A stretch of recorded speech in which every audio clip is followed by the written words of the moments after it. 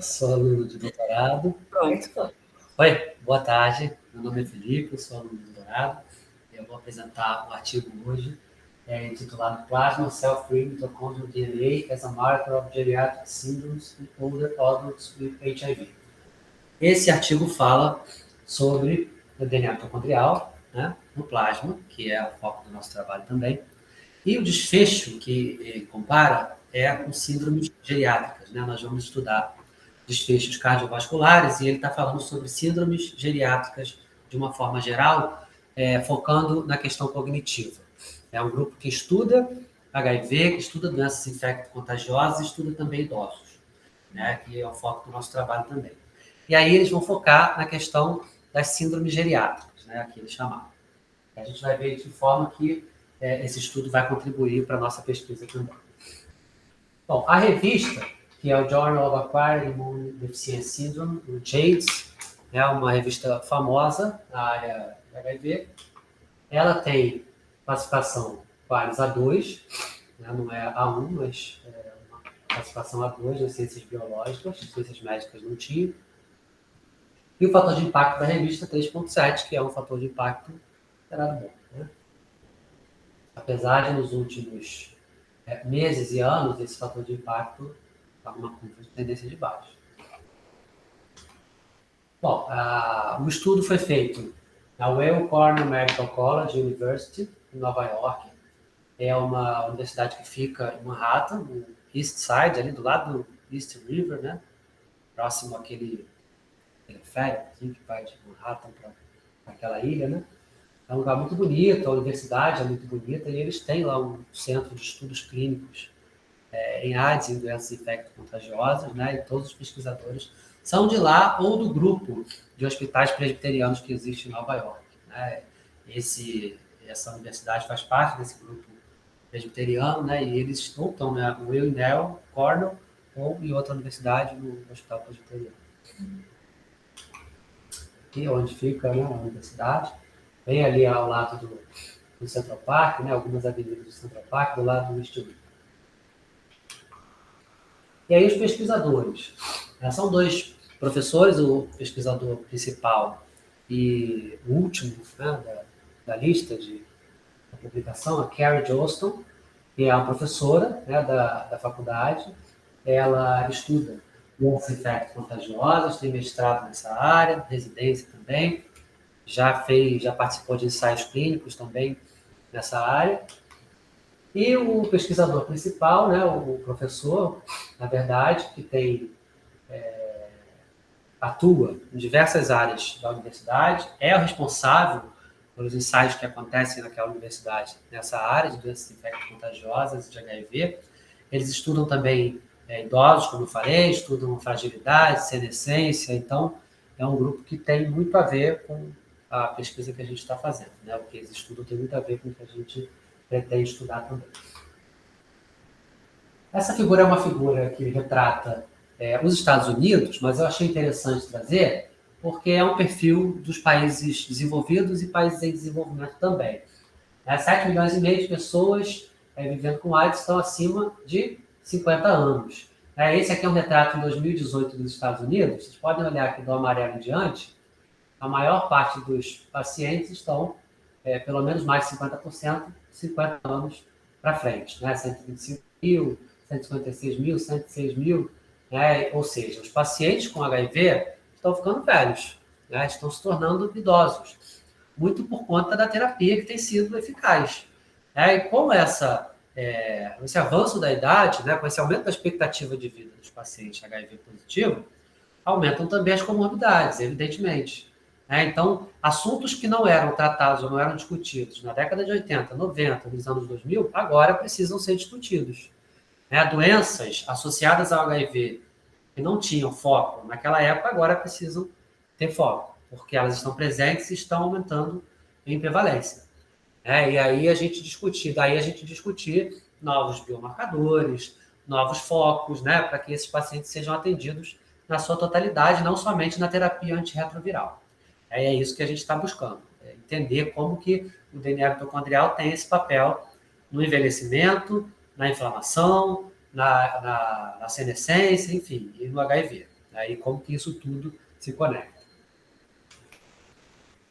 Lá nos Estados Unidos, eles têm uma data, que é o 18 de setembro, que é o Dia Nacional de HIV e do Envelhecimento, né? E aí eles dão um foco especial, né, às pessoas idosas que se tratam de HIV, por conta dessas comorbidades que a gente falou e do que os autores chamam, e outros artigos também têm chamado de geriatric síndromes, faltou um azinho aqui.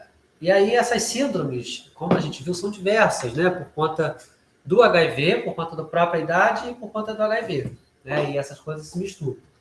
E nesse artigo ele está falando especificamente do prejuízo neurocognitivo e da fragilidade, né, nos idosos e comparando com a condição de pacientes HIV positivos.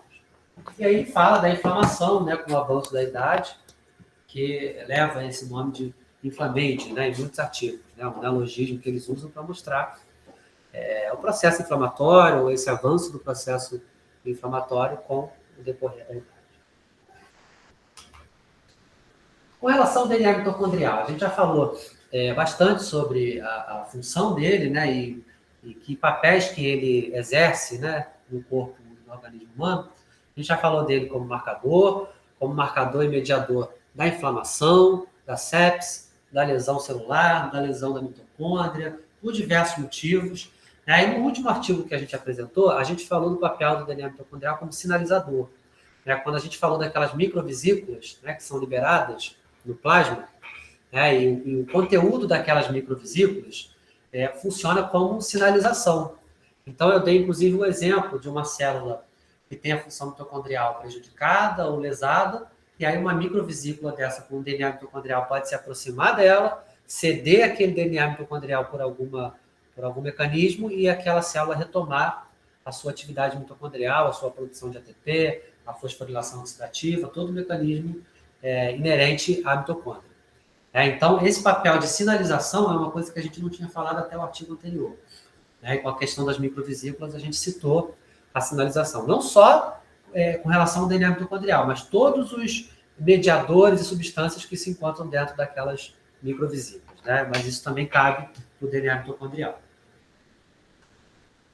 E aí essa figura eu peguei de um outro artigo para a gente tentar entender um pouquinho, pelo menos de forma resumida, como que o DNA mitocondrial atua na resposta inflamatória. Primeiro, ele pode entrar na célula, simplesmente pela membrana, e se ligar àquele receptor que a gente já tinha falado algumas vezes, que é o Toll-like receptor 9, o TLR9, e aí, a partir daí, se comunicar com fatores nucleares, e esses fatores nucleares gerarem a síntese de proteínas, de mediadores inflamatórios, citocinas, interleucinas, IL-1, IL-18. Daí a gente incluir no nosso estudo as interleucinas também, IL-6, IL-10, para a gente medir de que forma que o DNA mitocondrial está influenciando na geração dessas citocinas dentro do processo inflamatório. O DNA mitocondrial, como a gente falou também, pode ser liberado direto a partir da mitocôndria, do rompimento da mitocôndria.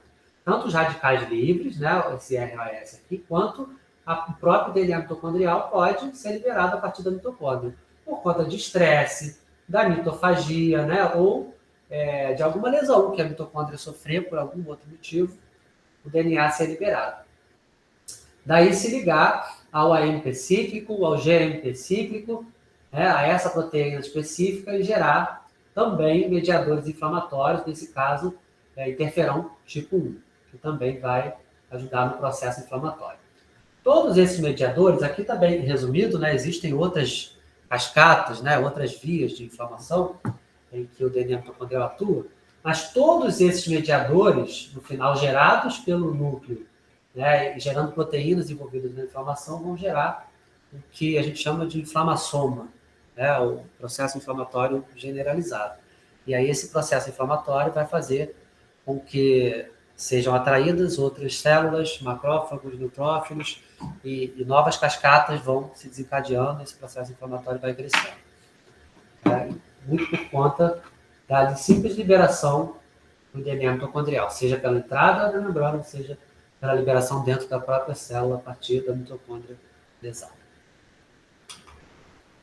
E aí esses caminhos, né, essas vias que a gente falou de inflamação, obviamente vão produzir efeitos fisiológicos, né? Vão gerar efeitos fisiológicos e a longo, médio e longo prazo patologias ou comorbidades, né?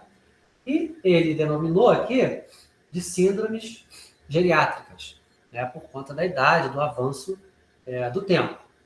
Nesse caso, ele estudou especificamente a perda cognitiva, né, o desgaste cognitivo e a fragilidade, que é muito comum em idosos, né, a fragilidade de uma forma geral, e a gente vai ver de que forma que ele classifica, né, o fenótipo, né, de alguém que tem déficit cognitivo e fragilidade. A gente vai ver com detalhes isso, porque faz parte desse estudo. Então, o objetivo dos autores foi verificar, né, o DNA mitocondrial no plasma como um biomarcador potencial dessas síndromes geriátricas, incluindo a disfunção cognitiva e a fragilidade em pacientes HIV e idosos. Então, de um lado, eu fiz aqui o esqueminha, DNA mitocondrial e os marcadores, assim como no nosso estudo, e de outro lado, os desfechos, né, que é a função cognitiva, a fragilidade e a composição corporal também que ele avaliou.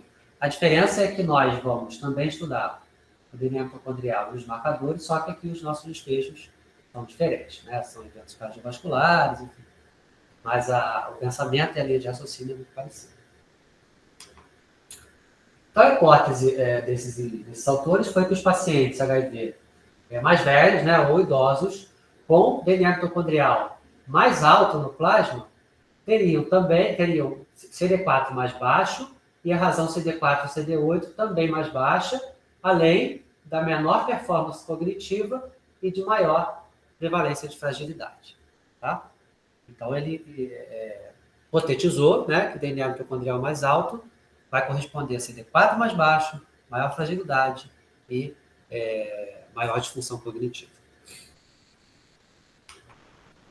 Muito bem, então aqui são os pacientes, né, que ele estudou, adultos, né, acima de 50 anos, nesse centro específico, que é o hospital que eu mostrei para vocês, que fica lá em Manhattan, selecionados randomicamente, né, e ele pegou ali 359 pacientes no total. Ele vai mostrar as perdas, né? Se os pacientes tinham 55 anos ou mais, ele submeteu ainda a um estudo, a uma visita biomédica, em que ele aplicou o questionário, um estudo chamado MoCA, que é o Montreal Cognitive Assessment. É um questionário, né, uma metodologia de avaliação da capacidade cognitiva do paciente. Eu vou mostrar para vocês como que ele funciona.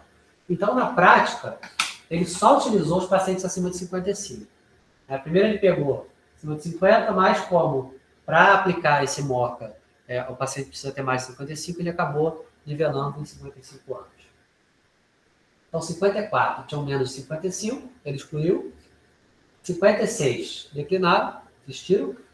E 85 não foram contatados. Então, ele ficou no final com 164 pacientes.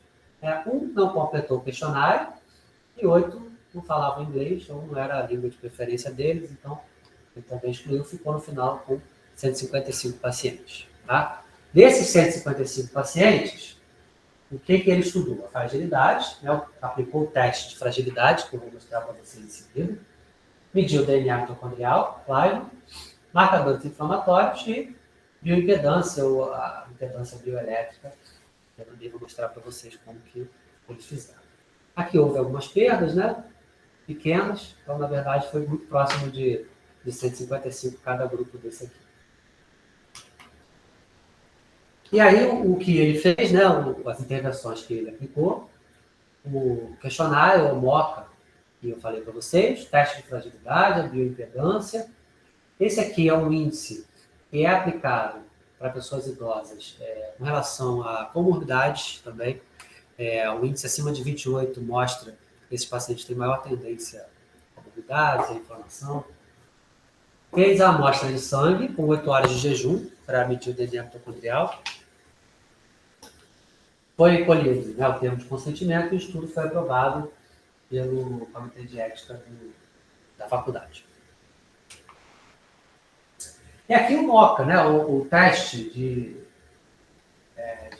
de capacidade cognitiva, né, dos idosos. Como é que funciona esse teste?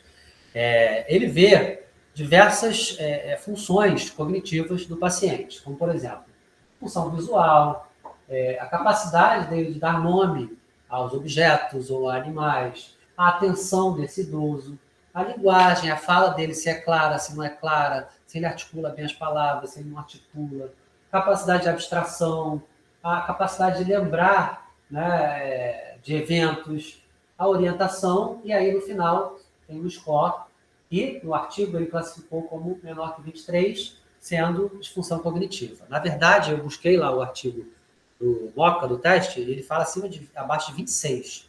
É o sarrafo um pouquinho mais alto, mas no estudo ele considerou abaixo de 23.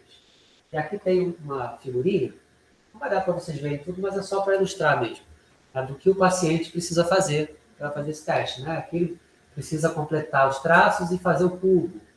Né? Aqui ele precisa desenhar um relógio, nomear os animais. São coisas simples, mas que para um idoso vai testando a capacidade dele de reagir a esses estímulos. Né?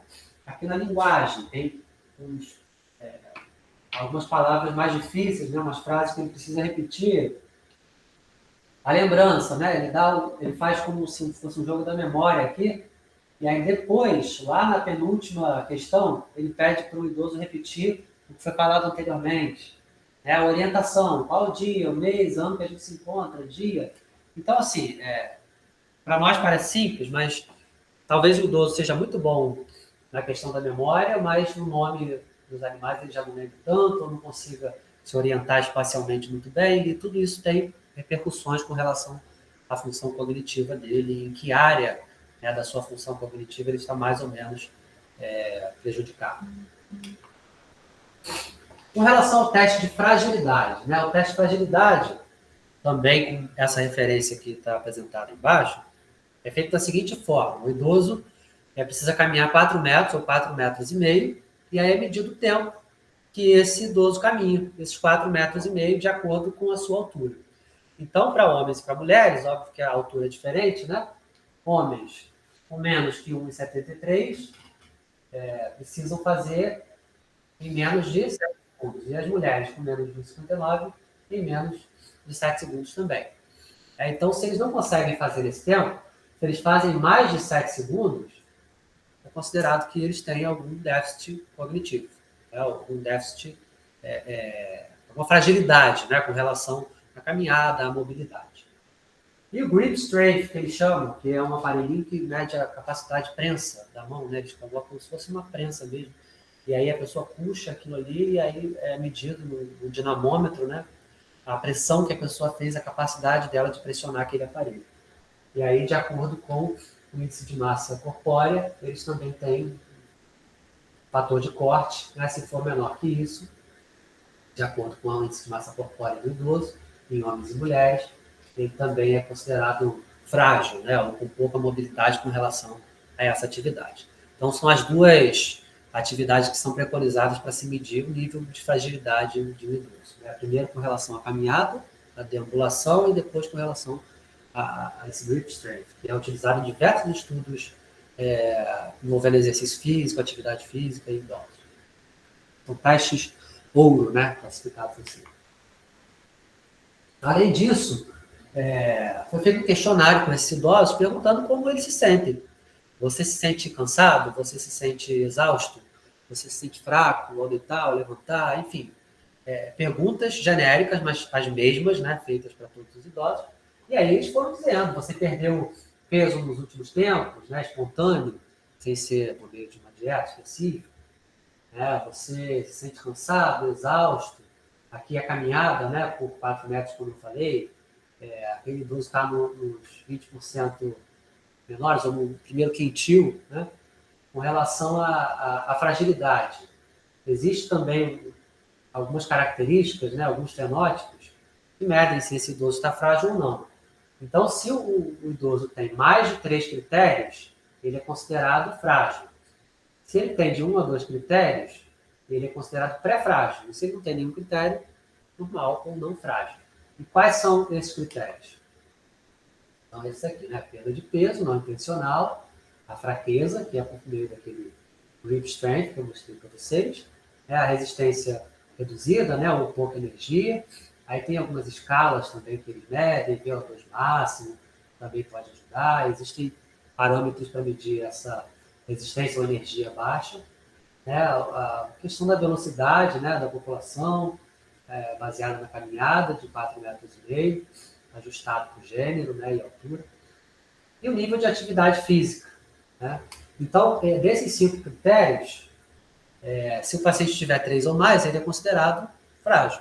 Se tiver 1 ou 2 pré-frágil e nenhum, ele não é considerado frágil. Então, os critérios de fragilidade são baseados na caminhada, na capacidade de prensa e no que ele reporta com relação à exaustão, ao cansaço, à fragilidade. Muito bem. Com relação à depressão e uso de substâncias, né? Existe também uma escala, né, para medir o índice de depressão. Eu não apresentei aqui todas as escalas, questionários e testes, porque ficaria cansativo, mas eu mostrei que eles disseram que fizeram. Né? O uso de substâncias foi feito também por meio de um levantamento, né, o que eles reportaram. O uso de álcool, também por meio de um questionário, teste. E drogas recreacionais são essas, se o paciente estivesse usando uma dessas por mais de 3 meses, antes do estudo também entrou como critério depressão ou uso de substâncias. E o que mais importa para a gente que é a medida do DNA mitocondrial. Né? Os pacientes estavam em jejum. Ele não falou de medida da glicemia, mas provavelmente ele fez isso, né? Não apresentou esse resultado, mas os pacientes estavam em jejum. E aí essas amostras em jejum foram tratadas, né, centrifugadas para se obter plasma, depois adicionadas na solução salina, misturadas, diluídas, novamente centrifugadas e foram removidas células que não interessassem, resíduos de células da centrifugação, para se obter o DNA mitocondrial isolado. E aí ele usou esse kit que o mesmo fabricante do que a gente tem cotado e tem visto para fazer o isolamento do DNA mitocondrial. A análise foi feita por meio de PCR em tempo real também, da mesma forma, utilizando o CyberGreen, o aparelho do 7500, que é um aparelho comum, utilizado no mundo todo. Ele apresentou o primer e os ciclos, né, do PCR em tempo real. São aqueles ciclos padrão, muito parecidos com o que a gente tem visto em todos os estudos. Marcadores inflamatórios que ele verificou: IL-6, interferon gama, fator de necrose tumoral alfa. Né? No nosso estudo, a gente está medindo IL-6 e TNF-alfa, por um kit multiplex. Na verdade, é um aparelho multiplex. Né? Um aparelho que você coloca um kit com múltiplos analíticos e ele mede, ao mesmo tempo, vários analíticos. Ele tem vários controles, né? Ele mede vários analíticos de uma vez só. Existe multiplex de 6, 9, acho que até 20 analíticos de uma vez só. E a proteína C reativa não tem um kit multiplex, então ele faz um kit simples, né? Simplesmente para medir a proteína C reativa.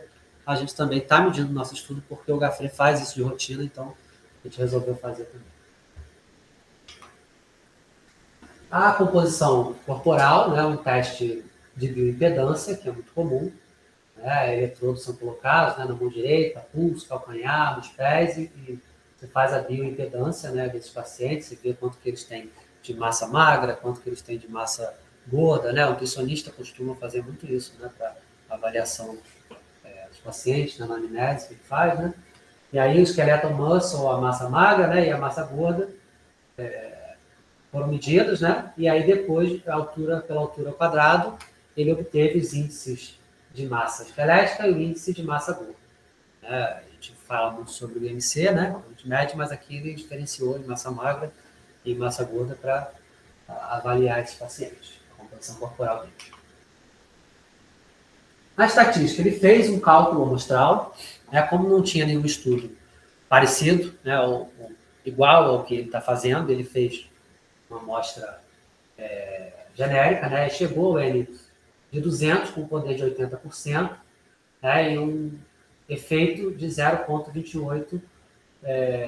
E aí ele fala que esse poder ou esse efeito é um efeito fraco, 0,28, mas de 200 participantes já era um número grande para a capacidade dele. No final, ele diz que foram recrutados até 164 exatamente por falta de recursos. Né? Então, ele conseguiu chegar a 164. A gente viu que ainda se perderam alguns, né, porque não falavam inglês, enfim, ele ficou com 155 no final. Aí utilizou esse software, Stata, né, para fazer as análises. As variáveis contínuas, teste T, né, para variáveis que seguem a normalidade, o Epoxon Ransom Test, para os que não seguem não paramétricos, e depois ele fez a correlação de espirro também para verificar a correlação entre duas variáveis. Eu vou mostrar para vocês quando que ele usou cada teste. DNA mitocondrial, ele fez regressão logística e linear para comparar as variáveis dicotômicas e contínuas. Variáveis dicotômicas foi exatamente o teste MOCA, que era menor que 23 ou maior que 23.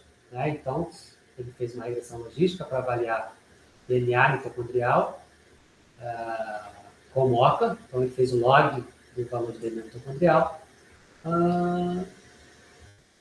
Isso, e ajustou para a idade e sexo. E para os outros ele fez o LN, né, do valor do DNA mitocondrial, logaritmo molecular. Bom, aqui tem a tabela 1 com os dados dos pacientes. Aí ele botou os parâmetros aqui na primeira coluna. Na segunda coluna, os pacientes com MOCA menor que 23, ou seja, com disfunção cognitiva. E na terceira, os pacientes sem disfunção cognitiva. Então, com disfunção cognitiva foram 52 pacientes, um número até considerado alto, né? E 103 sem disfunção cognitiva. E aí ele comparou a idade, né? Muito parecido. Paciente do sexo feminino, 35% a 33%. E aí, quando ele fala da raça, né, autorreportada pelos pacientes, a gente observa alguma diferença, né? 58% de pretos, aqui 48%, 13% de brancos, aqui 36%, outros, 27%, aqui 13%.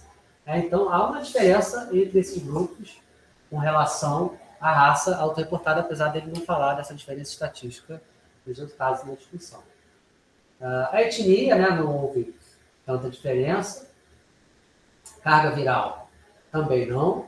CD4 também não. E com relação ao DNA mitocondrial, os pacientes com disfunção cognitiva tiveram uma média de 230 e os pacientes sem disfunção cognitiva uma média de 192. Então foi observada uma diferença.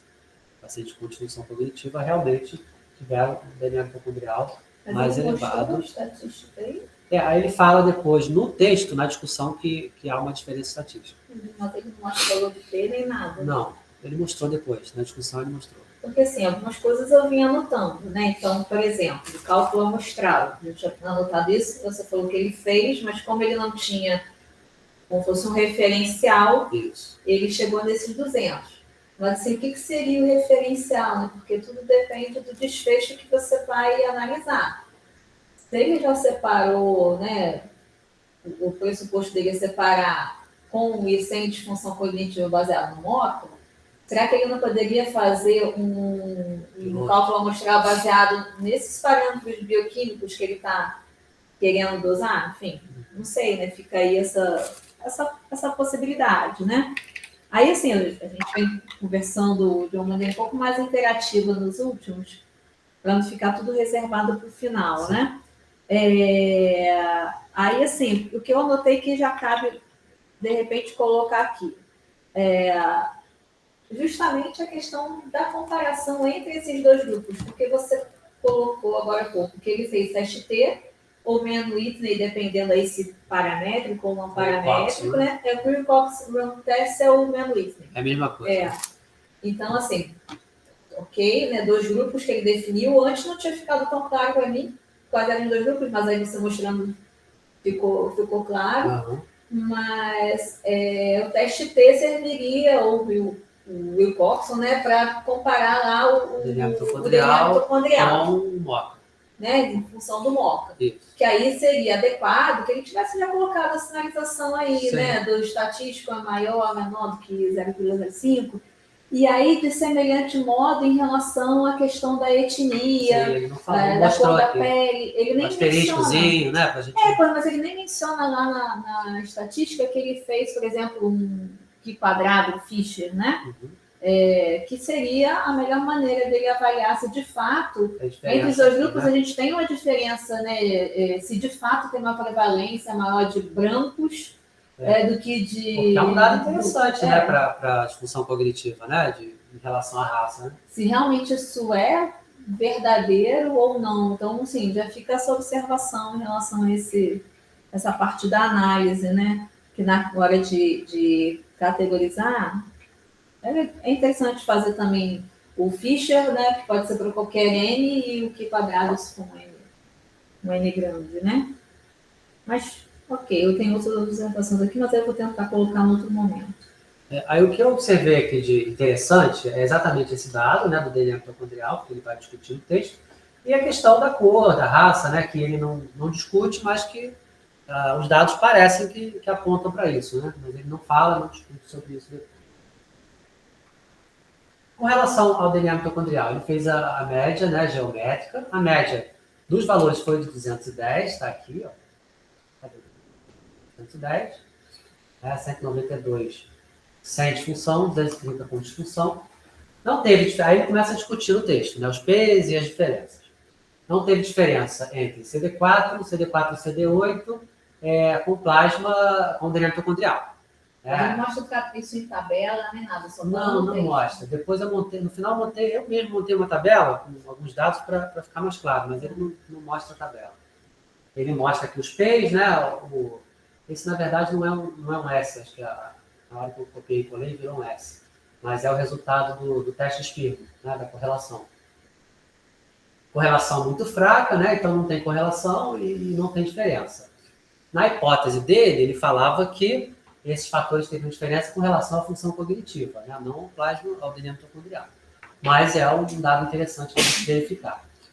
E também não foi associado à viremia ou à carga viral. Porém, a maioria dos pacientes, eles mesmos discutem isso no texto, cerca de 90% tem viremia abaixo de 200.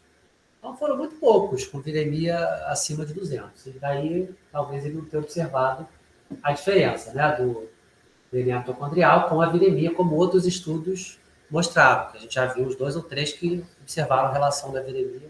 Aí vem uma outra questão que eu tinha colocado aqui, né? Ele menciona na metodologia que os pacientes estão todos tratados, mas ele também não distingue qual é o tratamento.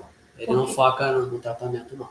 Porque, assim, até entendo que o objetivo dele seja outro, mas aí eu acho que esse marcador, esse resultado da viremia se faz mais importante a partir do momento que ele coloca tudo num balaio só. Né? A partir do momento que ele coloca tudo num bolo só, né? É importante estabelecer um limite ali, né? Que ele entende como aceitável. E aqui ele só falou que detectável seria 200 cópias. Aí ele comparou, na verdade, o DNA mitocondrial com os pacientes que tinham viremia acima de 200, ou seja, aqueles que têm uma viremia considerada alta. Só que no estudo dele, ele mesmo falou que isso aqui não é nem 10% do N dele. Pacientes que têm viremia acima de 200. São poucos, então deve ser uns 15 pacientes ou menos. Mas você entende também, assim, concorda que seria interessante se ele tivesse também colocado como se fosse assim, um critério de inclusão / exclusão um determinado número de cópias, para a gente ter mais uma linearidade. Com certeza. E falar das terapias, né? Que seria interessante, apesar de não ser o foco do estudo dele. Né? Com relação à idade e aquele índice de médias comorbidades, também não teve diferença. A função cognitiva. A média do MoCA foi 24. 52 pacientes, como a gente viu, tiveram um MoCA menor que 23, indicando disfunção cognitiva. Não foi correlacionada à idade, que era uma coisa que seria esperado, mas ele não observou diferença. E o DNA mitocondrial foi maior naqueles com MoCA menor que 23. Aqui ele apresenta o pico, tá vendo? Daquele 200 e pouquinho versus 192. Pelo teste T. Aí eu tenho outra pergunta. Ele menciona sobre questão de escolaridade? Não. Esse teste cognitivo, ele não é enviesado para essa questão de escolaridade? Uma pequena variaçãozinha, se você olhar aqui, ó. Não vai dar para ver. Deixa eu olhar aqui. Ó, aqui embaixo no total, adicionar um ponto se for menor que 12 anos de educação, né, de escolaridade. Se a pessoa tem menos que 12 anos de escolaridade, adicionar um ponto. Então, é uma correção. Né? Então, leva em consideração a Leva em escolaridade. consideração, o teste leva em consideração a escolaridade. Tem uma pequena correçãozinha. Né? Não sei se é suficiente, mas assim, é um teste já antigo, padronizado nessa área, então tem essa correção aí de um ponto. Se a pessoa tiver menos de 12 anos de escolaridade. Então, aqui a diferença entre o DNA mitocondrial e o MOCA, né, foi onde ele viu o P. Provavelmente, ele não viu diferença, então, com relação a pretos e brancos, a etnia, que ele não citou aqui no texto, mas ele também não fala, não mostra o P. Mas, provavelmente, ele não viu essa diferença. Né? Aqui o gráfico, né, que mostra o gráfico de violino, a curva de violino, né, que ele mostra o paciente sem disfunção cognitiva e com disfunção cognitiva, e o DNA mitocondrial no plasma. Aqui o valor menor, o valor maior, né, e a barra, né, que representa a média, aqui, né, esse pontinho que representa a média. E aí ele mostra o intervalo de confiança maior, né, e a diferença com P igual a 0,02.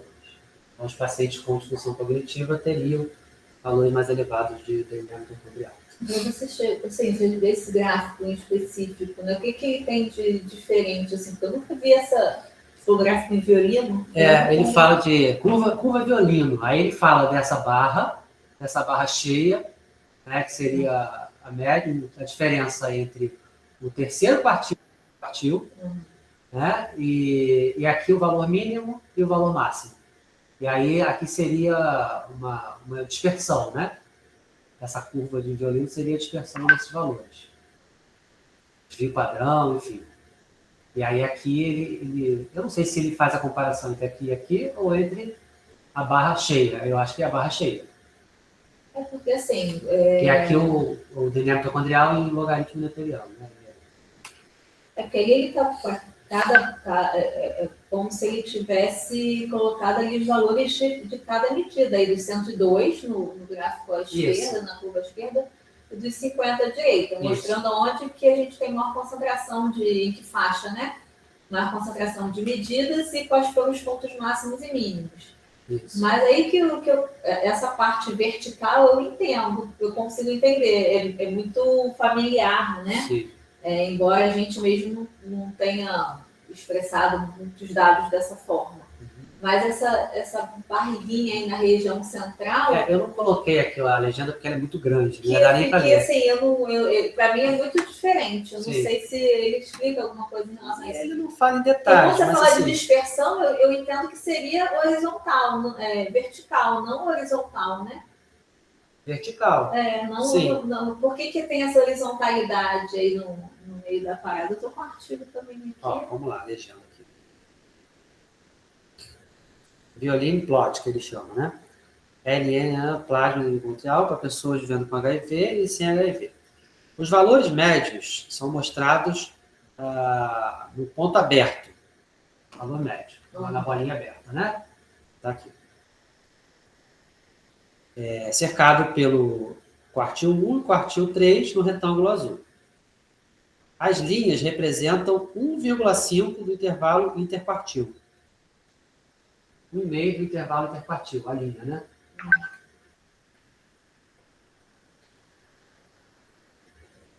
Os níveis de DNA mitocondrial foram significantemente maiores. O box plot acima. Ele não fala mais. A caixa indica a faixa entre o primeiro e o terceiro quartil, com uma linha indicando a média. Outliers são mostrados como pontos. Eu não estou vendo aqui. Ele não mostra outliers aqui. As linhas indicam o mínimo e o máximo, calculado pelo quartil 1 e 3, respectivamente, mais 1,5 o intervalo interquartil. 1,5 o intervalo interquartil é para cima e para baixo, né? Quartil 1 e 3. Ele não fala o que seria essa Essa banda aí que parece uma raia, né? Eu nunca tinha visto esse tipo de gráfico assim, violino que você falou aqui, né? Vou pesquisar depois. Se eu tiver alguma novidade, eu compartilho. Sim. Inclusive, por que ele se estende aqui, né? Mais do que aqui, enfim.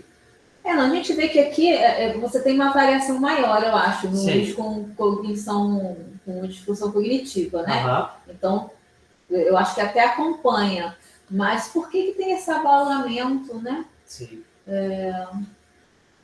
O que representa ele? Porque a verticalidade está acompanhando a dispersão dos dados. Mas essa horizontalidade é que eu não estou conseguindo entender o que é. E também não fala nada aqui, né? Não. Então fica aí a curiosidade, vou tentar pesquisar para compartilhar. No texto ele não fala, não.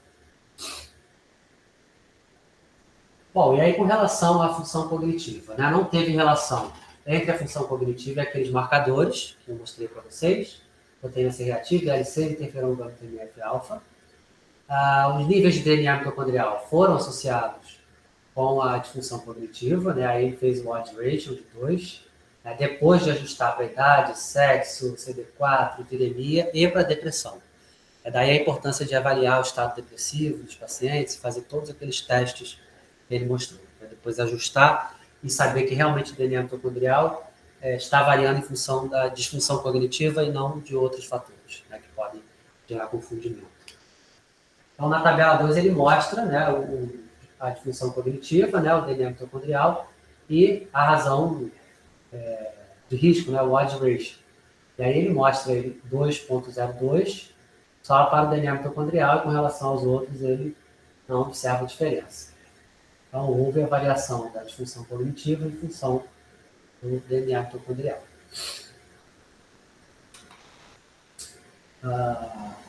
Com relação àquele questionário que eu mostrei para vocês, do Moffitt, todos aqueles parâmetros que são analisados, o parâmetro que teve a maior correlação com o DNA mitocondrial foi a capacidade, exatamente a capacidade de abstração. E naquele teste, era a capacidade do paciente de seguir uma sequência. Por exemplo, laranja, banana. Ele tinha que dizer o que era, fruta. E aí ele tinha que seguir uma sequência. Em seguida era apresentado para ele bicicleta, carro. Ele tinha que dizer o que era, meio de transporte. Ou seja, ele tinha que entender o primeiro teste para saber o que estava sendo exigido no segundo e no terceiro teste, como se fosse um raciocínio lógico, né? Então essa foi a maior disfuncionalidade que esses idosos apresentaram. Tá? A maior perda que eles apresentaram foi com relação à abstração. E aí ele colocou aqui o teste de Spearman para cada uma dessas capacidades, né? Para cada score que foi calculado desses parâmetros do MoCA, e aí em relação à abstração é o maior valor, menos 0,19, também não é um valor alto, uma correlação alta, mas é a maior de todas elas. Com relação às outras foi muito baixo, e aqui o P de 0,02. Foi o único P que ele observou relevância estatística com relação à abstração. Então, esses idosos realmente têm uma dificuldade em imaginar coisas mais abstratas, e isso varia em função do DNA mitocondrial, que é um dado bastante interessante, né, para o estudo dele. Em relação à fragilidade, 52 pacientes foram classificados como não frágeis, 80 pré-frágeis, 17 frágeis. A idade foi associada com maior fragilidade, e aí ele fez o Coxon para avaliar.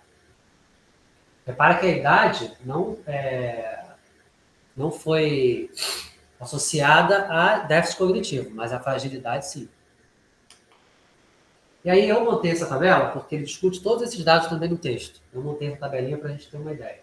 Com relação àqueles parâmetros da caminhada e da exaustão, em função do DNA mitocondrial, da média geométrica do DNA mitocondrial.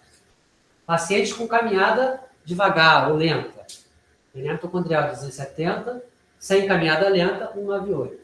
Pacientes que relatam exaustão, DNA mitocondrial 252, pacientes que não relatam exaustão, 192. Então, repara que aqui é um parâmetro objetivo. Né? Eles mediram o tempo de caminhada do paciente em função da altura, né? Como eu falei para vocês. Aqui é um self-report. Os pacientes reportaram Então, pode ser algo subjetivo, mas foi confirmado quando eles viram o DNA mitocondrial desses dois grupos. Dos que reportaram a exaustão, dos que não reportaram a exaustão. Então, pacientes com caminhada mais lenta, com marcha mais lenta e com exaustão tinham valores de DNA mitocondrial mais alto, confirmando a questão da fragilidade. Em indivíduos com DNA mitocondrial mais elevado, P de 0,03. Com relação à fragilidade, não foi observada diferença entre os outros parâmetros, DNA mitocondrial, com relação ao grip, strength, a capacidade de prensa, a perda de peso, atividade física, não houve diferença.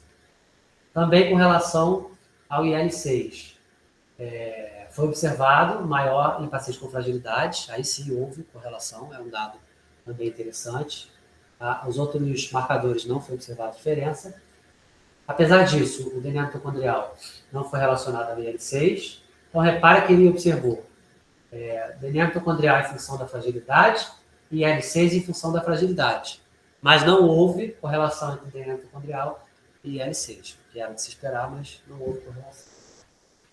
E os outros marcadores não foram relacionados ao DNA mitocondrial. Ainda em relação à fragilidade, a média foi de 27 kg por metro quadrado, que é uma média de índice de massa corpórea alto, bem alto, considerado pré-obeso ou até obeso, dependendo da tabela e do sistema de classificação. Esses parâmetros de massa magra e massa gorda não foram associados ao DNA mitocondrial, ele não observou essa associação. E os altos níveis de DNA mitocondrial persistiram associados à marcha lenta depois de ajustar ao índice de massa corpórea e à idade. Falei para vocês, associados à marcha lenta e à questão da exaustão, nesses pacientes igual. Massa magra, né? Massa magra, esqueleto ou massa, Em relação à cognição e DNA mitocondrial, a idade foi associada com maior fragilidade, apesar de não ser associada à disfunção cognitiva, como esperado, mas não à disfunção cognitiva. E aí ele fala daquele parâmetro de corte do MOCA. Quando eu fui olhar o questionário, no artigo original, eles falam de um parâmetro de corte de 26. Então, os pacientes abaixo de 26 já seriam considerados com disfunção cognitiva. Nesse artigo, ele considerou 23. Então, talvez esse parâmetro de corte mais baixo realmente tirou dele essa diferença.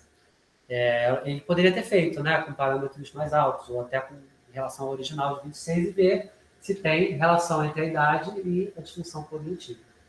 Então, parâmetros mais altos de DNA mitocondrial foram associados à disfunção cognitiva e à marcha lenta e à exaustão.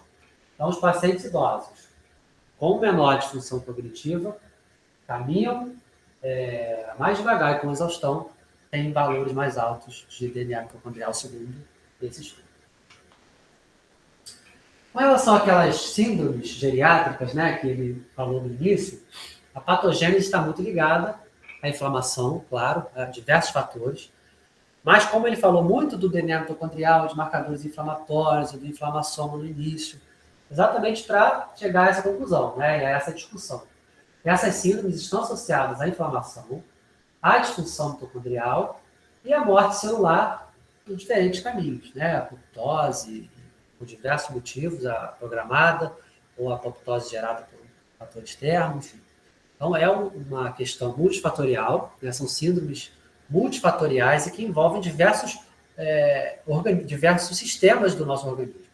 Então, a gente vai ver estudos falando de câncer ligado a essas síndromes geriátricas, de problemas renais, de problemas ligados a doenças infecciosas, de síndromes ligadas a fatores cognitivos. Então, essas síndromes geriátricas envolvem diversos fatores e diversos desfechos também. Então, há muito campo de estudo envolvendo essa questão de idosos e DNA mitocondrial. Estudos recentes, ele mostra, alguns estudos que mostram a associação do DNA mitocondrial com ativação imune, inflamação e o processo de doenças autoimunes, inclusive, o que poderia também contribuir para essas síndromes, o que só ratifica o que ele está discutindo com relação aos idosos. Estudos também mostraram a associação os níveis de DNA mitocondrial no fluido cérebro espinhal com déficit cognitivo e inflamação em adultos com HIV.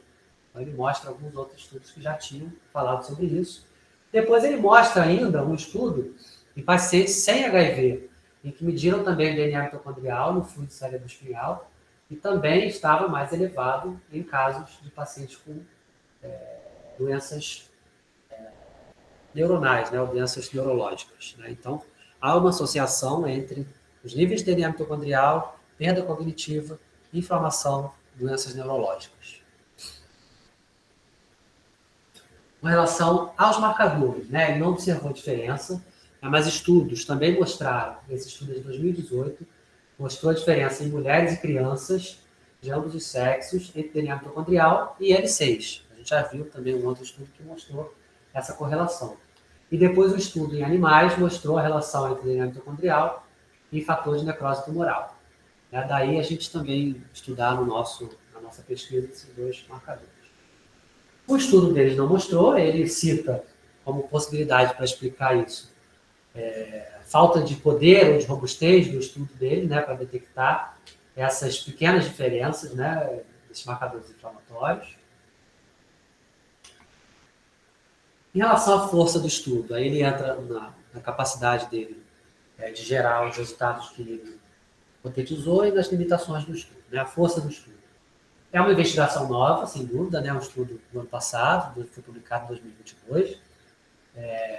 DNA mitocondrial como possível biomarcador para essas síndromes geriátricas em pacientes vivendo com HIV. E a população diversa, né, com 1/3 de pessoas negras e metade de pessoas negras e mais de 1/3 de mulheres. E eles também citam, né, a capacidade de reduzir os vieses por ter selecionado os pacientes randomicamente, ou seja, aleatoriamente. Então, realmente são forças do estudo. Limitações. A população veio de um único centro, né, então, apesar de ele ter escolhido randomicamente, veio de um único lugar. Então, esses pacientes podem estar, por exemplo, mais bem orientados, né, mais bem conscientizados do problema de saúde deles, e aí essa disfunção cognitiva não ser tão bem avaliada por conta disso. E a falta do controle negativo, né, ele não fez controle. Não tinha pacientes sem HIV para comparar. Né, a gente está fazendo no nosso estudo, pretende fazer, analisar amostras de sangue também dos pacientes sem HIV, para ver se esses níveis de DNA mitocondrial em grupos daquela idade, né, com características parecidas, homogêneas, não são próximos, ou não é ao acaso uma limitação. O estudo dele é transversal, né, ele mediu num único momento, né, cross-sectional study, ele fez num único momento, ele não estuda, ele não compara esses valores ao longo do tempo, né, a gente até pretende, ou pretendia fazer mais de um ponto, né, mais de uma medida de DNA mitocondrial, mas por falta de recurso a gente vai fazer em um momento, mas a gente vai comparar os pacientes, pelo menos os marcadores inflamatórios, parâmetros sociodemográficos, a gente vai comparar por mais de um período, mais de um ponto. Ele não fez ajuste, né, para múltiplas comparações, e aí também cita isso como uma fragilidade, né, ou uma limitação, porque ele fez baseado numa hipótese, então ele estudou somente aquilo que ele estava citando. Bom, como conclusão do estudo, ele mostrou, né, o DNA mitocondrial como possível, né, o potencial novo biomarcador nessas síndromes geriátricas, como ele falou. A importância dessa carga, né, de comorbidades que ele mediu por diversos índices, né, aquele Veteran Index é um deles que mede essa carga de comorbidades, como ela é importante, né, para estudar pacientes idosos com disfunção cognitiva. E aí ele fala, né, que novos estudos precisam ser feitos com DNA mitocondrial, envolvendo inflamação ou biomarcadores de inflamação e a sua relação com disfunção cognitiva e fragilidade em adultos. É isso. Obrigado pela atenção de todos. À disposição. Sabatina. Não tem muita coisa para falar agora, não, porque a gente está nessa interatividade, então algumas coisas já foram colocadas ao longo da apresentação. Né? Acho que interessante você pontuar aí ao final a questão da ausência de controle E, de fato, né, então ele quer relacionar o DNA mitocondrial livre no plasma com a cognição em indivíduos que não são idosos ainda, porque tem coisa de 60, 65 também, mas enfim, vai pegar acima dessa faixa etária, então algum nível de comprometimento já é esperado. Se ele quer relacionar com o DNA mitocondrial de um paciente HIV positivo, sem dúvida fica faltando essa base de comparação de indivíduos idosos que não têm HIV, como é que Ele isso vai está dentro ficar, de um né? mega hospital, né? Por que não pegou um grupo controle, né? Então, Mesmo que isso fosse aí pequeno, né? realmente é muito importante que você pontuou. Outra coisa que ele mesmo colocou é que tem a referência, que você mencionou, tem a referência sobre o ponto de corte para avaliar a função cognitiva de 26. Ele escolheu 23, mas qual é a justificativa disso?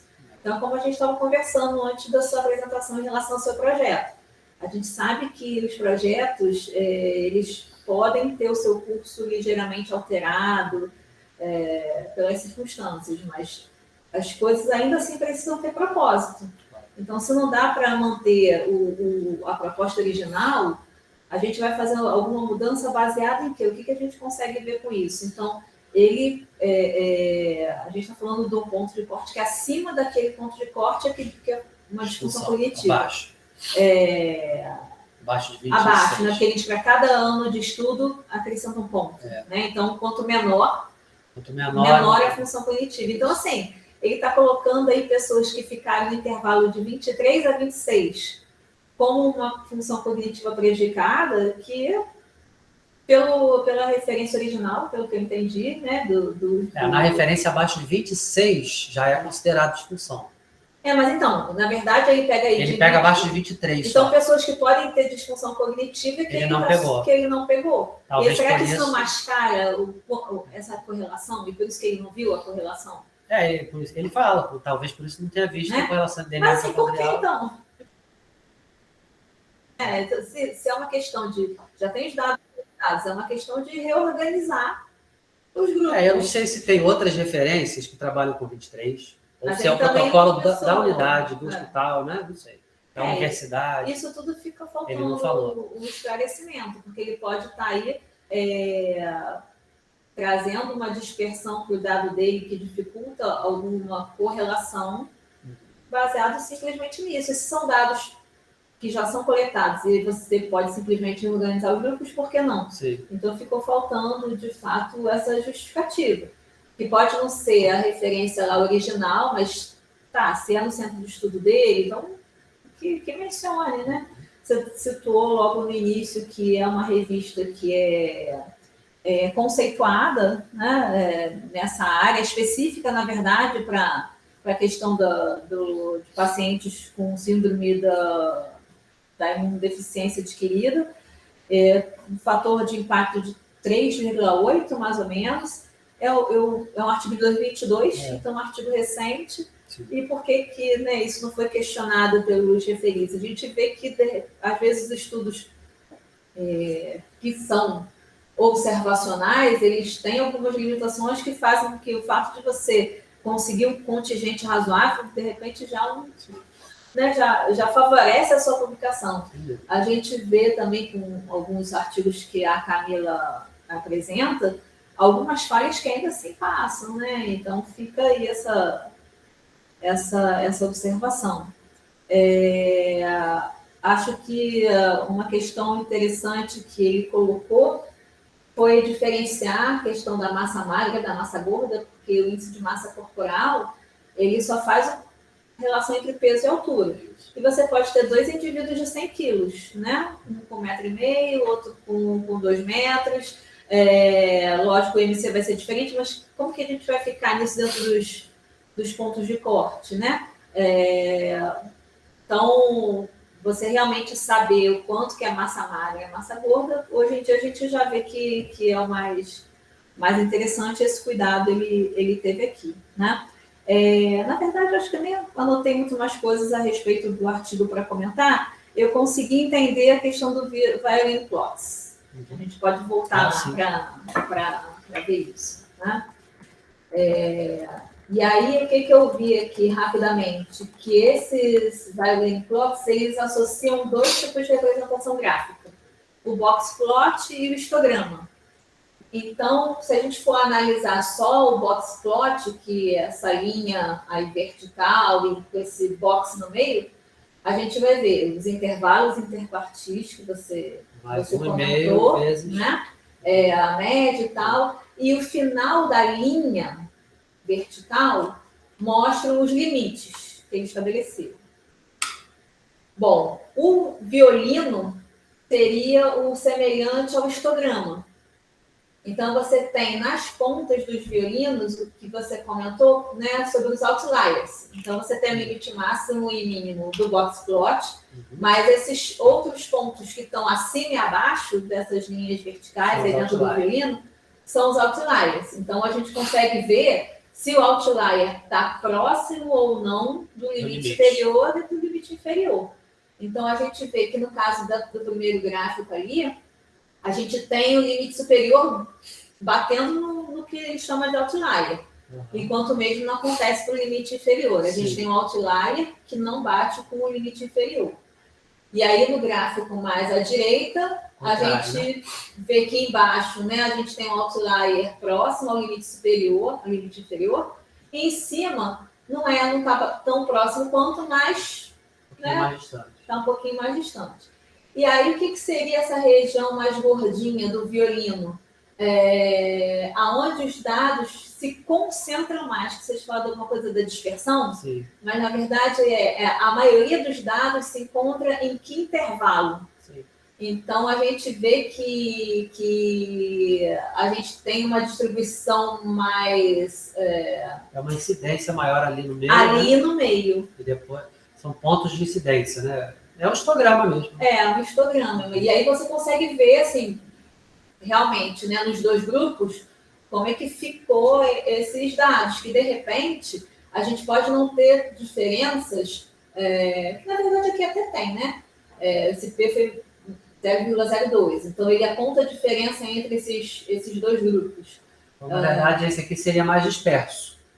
Esse aqui, ele está mais... Na verdade, não, acho que é mais disperso, né, os limites máximos e mínimos, mas ao mesmo tempo você vê uma grande concentração ali no meio, diferente do outro, que não está tão disperso, mas você tem uma coisa mais homogênea ali naquela região central. Então, é interessante esse gráfico. Tem uns videozinhos ali que, obviamente, não deu para assistir aqui, mas talvez possa ser interessante para a gente compartilhar, explica. E fala-se que é mais complicado de entender esse gráfico, embora a gente tenha conseguido até rapidamente entender, porque ele não é tão comum. Ele não é comum, e ele é mais, mas assim, seria mais elegante que um box plot e um histograma a partir do momento que conjuga as duas maneiras da gente... E antes de passar a pergunta para a Karine em casa e para quem está aqui, né?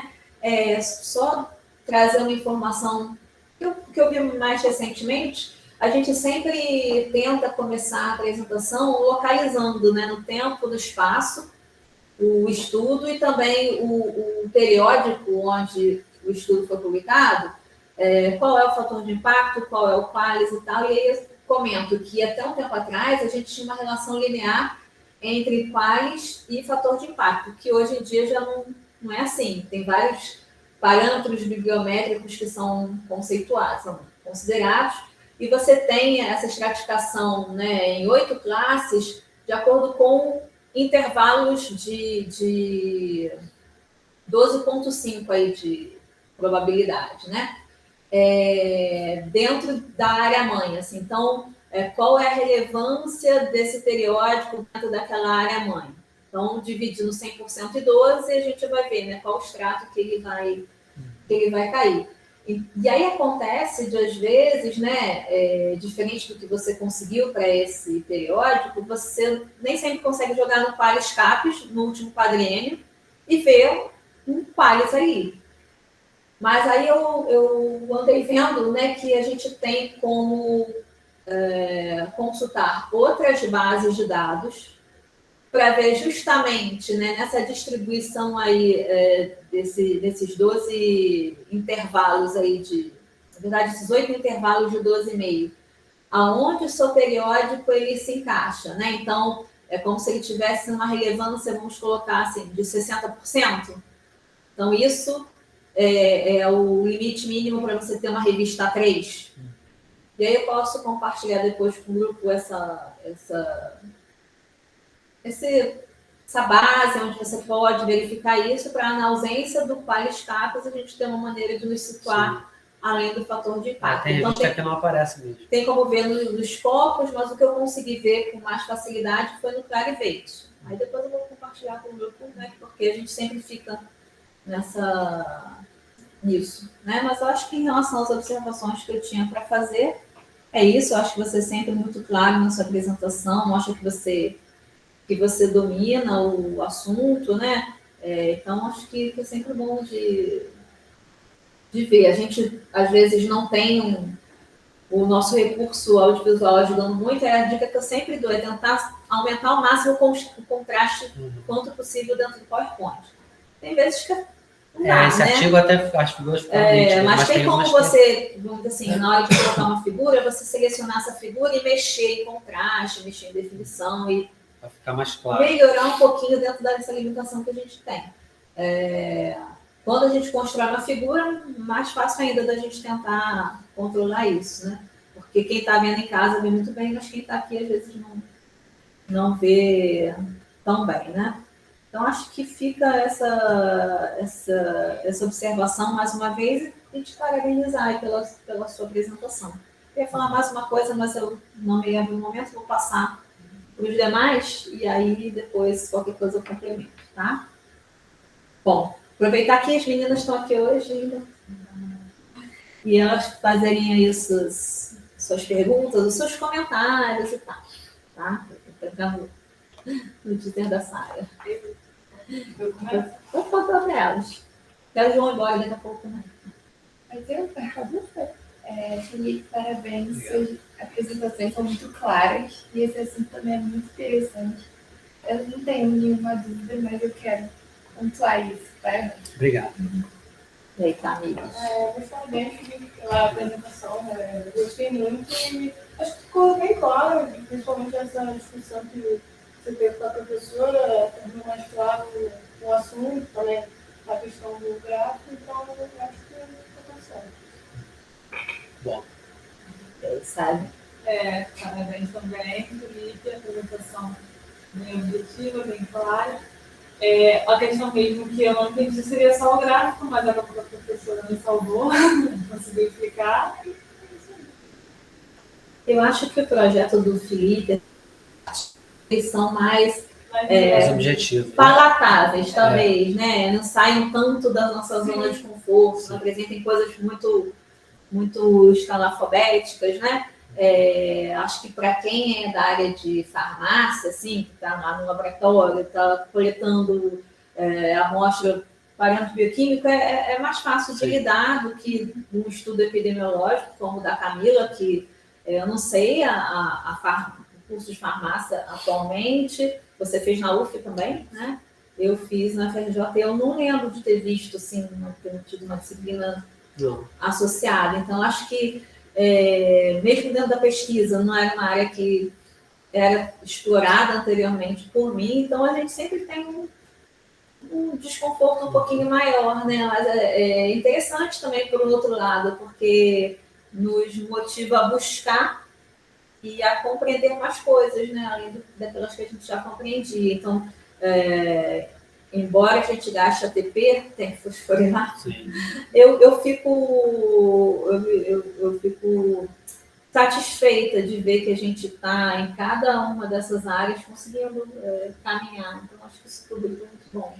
O entendimento da gente muda muito, né? Quando a gente começou a discutir os seminários, eu tinha um entendimento sobre o estudo de cada um e agora a gente já tem uma cabeça bem mais aberta para o que o outro faz e como isso influencia no nosso estudo. Esse momento aqui é cansativo, né? É desgastante, mas o resultado é muito positivo, muito positivo. Agora, Karine, não esquece de abrir sua câmera, que tudo aqui é registrado. Sim. É prova. Prova. Felipe, parabéns pela sua apresentação. Sempre muito claro, como a professora Cristiane acabou de mencionar, né? Eu acho muito interessante porque você fala como se, obviamente é o seu projeto, né? Mas como se você soubesse, né, de forma bem aprofundada aquilo que você está se propondo a apresentar. E esse artigo hoje eu achei muito interessante porque ele traz várias análises, né? Então, diferentemente dos outros artigos que você apresenta, tendo essa questão da análise, por exemplo, de DNA mitocondrial, né? Onde eles avaliam essa questão, muitas das vezes, do PCR, né, e tudo mais, você avaliou uma outra variável, não só o sexo, mas também disfunção cognitiva. Eu achei muito interessante, e aí ele mostra, inclusive, que essa disfunção cognitiva, né, ela está intimamente associada ali ao DNA mitocondrial, a questão da exaustão, né, que também foi correlacionada aí com o DNA mitocondrial. E aí, esse artigo ele é um pouco diferente porque ele está avaliando um outro público, né? Que é o público, não vou falar idoso, né? Porque idoso é acima de 60, pelo que a gente tem aí hoje, mas ele mesmo menciona que é um público mais geriátrico, né? E o que me fez depois ficar pensando o que leva esses indivíduos, né, a ter esses níveis aumentados, não só de carga viral, mas também de DNA mitocondrial. Será que eu li algumas coisas, né, inclusive alguns sites que falam, até mesmo teve uma entrevista que foi publicada, acho que foi pela UOL, se eu não me engano, né? Eu não gosto de mudar o UOL, não, mas enfim, eles falaram que essa questão de você ter, né, o sildenafil tratando esses pacientes com uma disfunção erétil, levou esse público mais idoso a uma melhora, digamos assim, né, mental. E isso fez com que eles tivessem uma maior atividade sexual e isso levou esses indivíduos a se infectarem mais. Tem um pouco de relação, né? Porque se aquele paciente ele tem algum tipo de depressão, porque a atividade sexual dele não é facilitada e ele toma um medicamento que aquela atividade sexual está sendo facilitada, ele pode ter sim, né, uma infecção maior, porque, enfim, às vezes, né, é isso, acaba se infectando por, enfim, várias variáveis. E aí, uma outra questão também que foi avaliada é que esses indivíduos idosos, eles têm uma... Deixa eu só fazer uma interpelação aqui, Karine, que eu acho que o Felipe não entendeu o que você está falando. Relacionou a disfunção erétil, Viagra...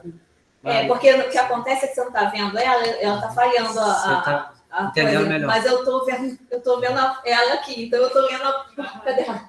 Não consigo fazer leitura labial.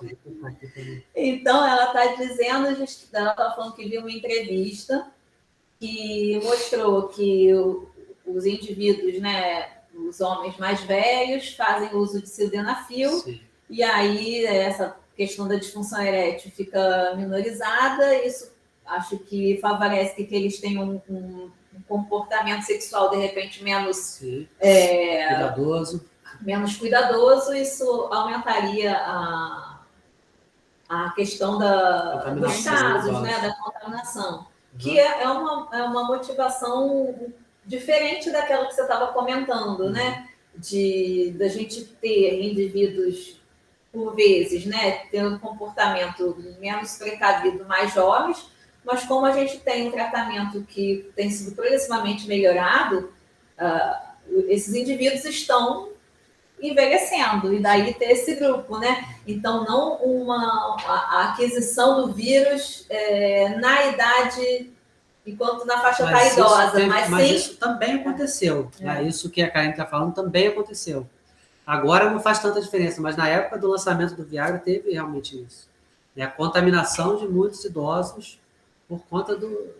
não acho que seja interessante isso que ela está falando, não. Eu acho que é interessante de complementar a justificativa da faixa etária escolhida do estudo, com essa informação. Sim. Então, não é só o indivíduo que está ficando mais velho porque a terapia está ficando melhor, mas porque a gente teve a indústria farmacêutica evoluindo como um todo e outras questões podendo fazer com que esse contingente seja maior. Realmente. Então, acho que essa pontuação dela foi muito interessante para lembrar de colocar isso também, né, nas justificativas. Mas aí já estando traduzido para ele, Karine, qual é o outro ponto que você tinha para falar? Não, e aí o outro ponto é que eu fiquei pensando também dessa questão, né, do aumento de uma população mais idosa em relação à contaminação pelo HIV, seria a questão mesmo até de que esses indivíduos, como eles têm uma mentalidade, né, um pouco mais ultrapassada, muitas das vezes esse indivíduo ele se infectou, né, e ele nunca fez um exame, né, para saber. E aí, quando ele começa a apresentar os sinais, os sintomas, é que ele pode acabar fazendo essa correlação, né, com uma infecção que ocorreu no passado. Então, acho que duas variáveis, né, que levam a essa contaminação no público geriátrico é a questão do crescimento da indústria farmacêutica, né, como você mesmo mencionou, o Felipe mencionou, né, com a questão do sildenafil, que facilitou, né, a atividade sexual por esse público masculino, mais idoso,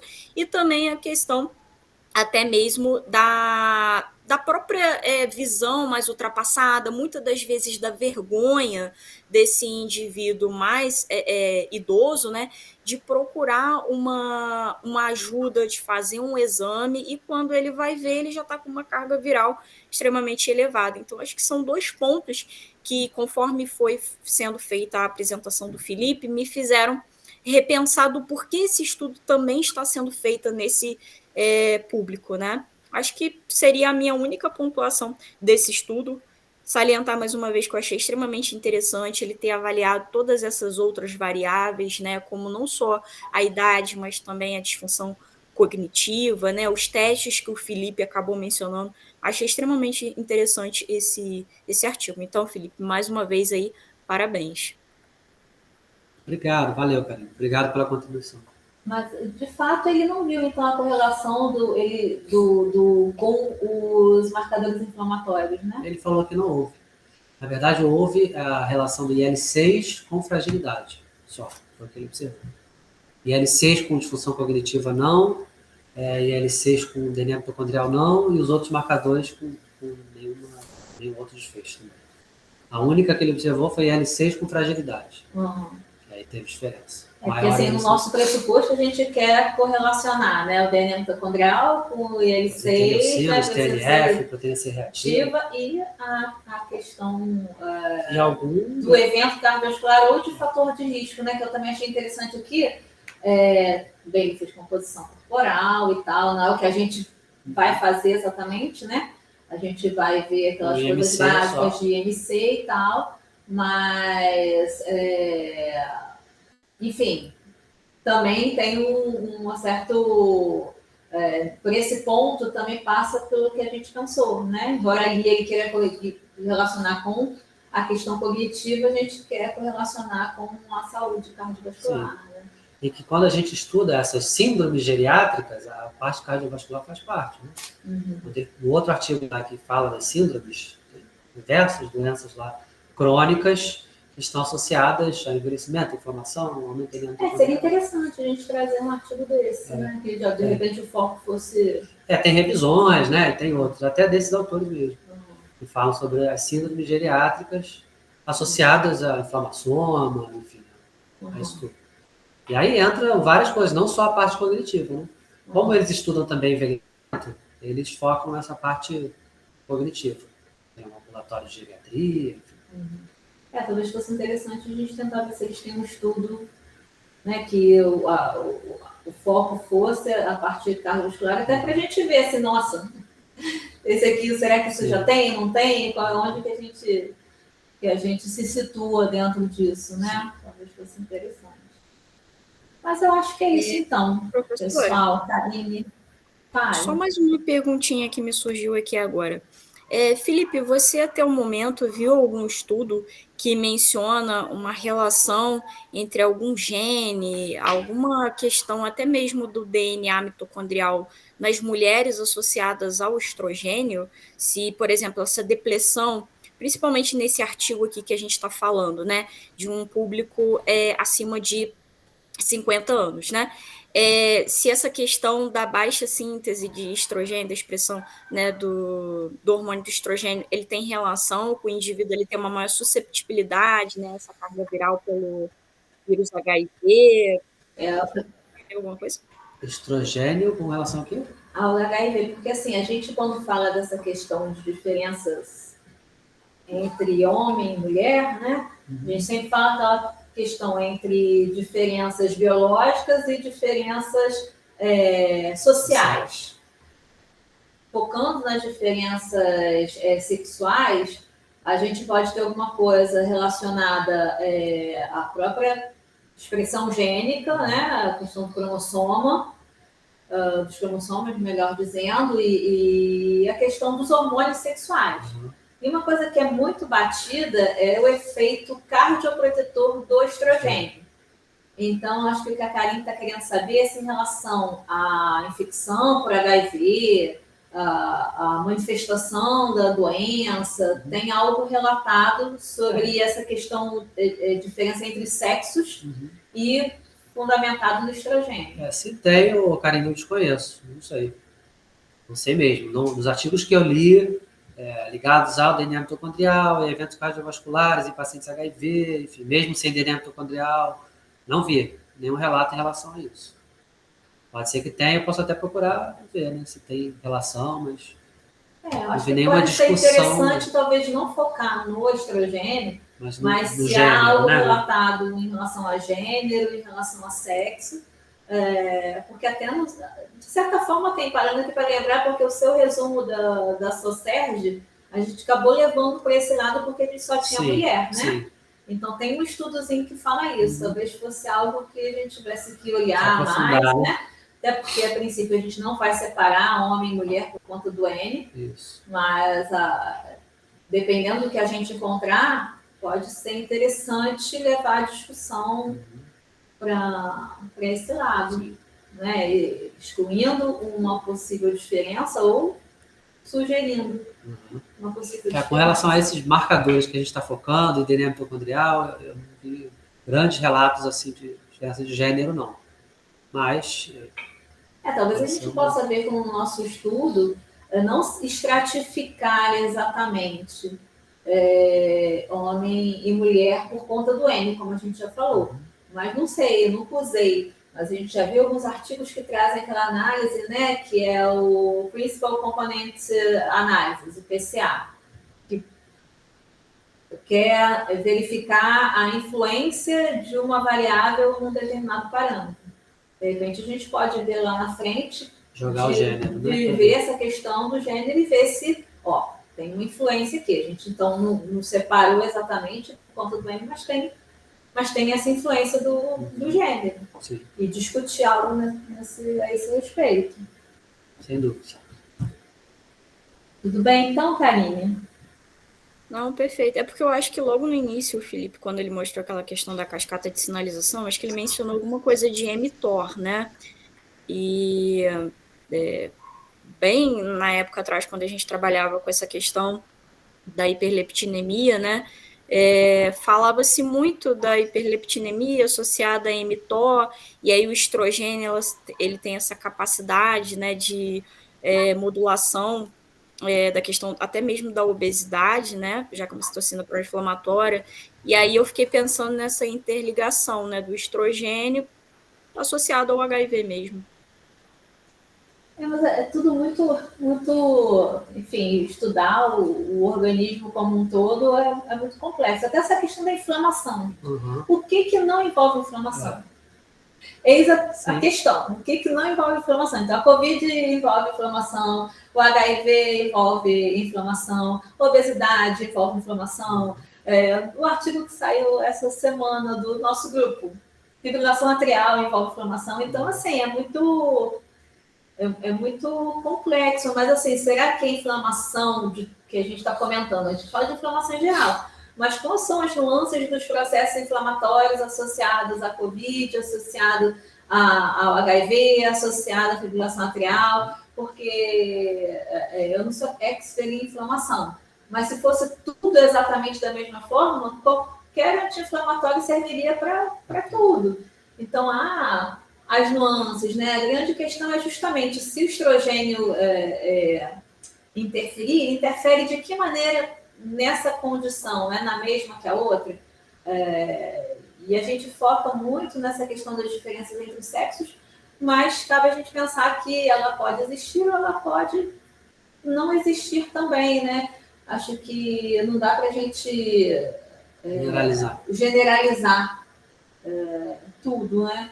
Então, fica aí realmente para ver cada modelo de doença, como é que esse perfil ele vai ser delineado, porque quanto mais bem delineado ele for, mais preciso for esse delineamento, mais chance da gente chegar num tratamento que seja mais efetivo para aquela condição, né? E desejadamente específico, para a gente não ter tanto efeito colateral permeando, porque até o caso do seu estudo mais um efeito colateral que a gente vai estar focando do que efetivamente no efeito que motiva o uso clínico desses agentes, né? Então, enfim, complexo, o assunto é bem complexo. E quando envolve esses estudos com seres humanos, tem muito mais viés do que você fazer um modelo animal, né? Então, aqui mesmo, ele coloca a questão da cor da pele, da etnia, mas ele não explora, então ele só caracteriza o grupo dele, né? Ele não faz controle, né? Que é o mais complicado. Que é o mais complicado, mas assim, aí já olhar essas outras questões étnicas, e aí envolve que esse centro é em Nova York, né? Que você comentou. Aqui não leva em consideração a questão da renda dos indivíduos, né? Aquele questionário. Então a gente vê que já começa a ficar aleatoriamente. Bem confuso, né? Mas assim, selecionou aleatoriamente. Mas os que já iam naquela clínica, naquele hospital. Da mesma maneira que ele caracterizou como que ficou a distribuição étnica e de cor da pele, também poderia ter feito isso, né? Enfim, agora ali nos Estados Unidos a gente tem uma outra questão que é o fato de seguro-saúde. Então isso talvez já meio que nivela, né? Sim. Então já é uma questão que a gente não tem aqui da mesma forma. A imunidade do SUS aqui, qualquer um, né? Pessoas de alta renda, pessoas de baixa renda. É mais homogêneo. Né? Mas acho que é isso então. Gente, vamos encerrar por hoje. O Felipe já está exausto. Não. Hoje eu não tô, não. Aí, enfim, na próxima semana, então, é você, né, Karine? Então tá, gente. E semana que vem. Pode interromper aí pra gente a gravação, tá? Obrigada. Boa tarde. Gente. Tchau.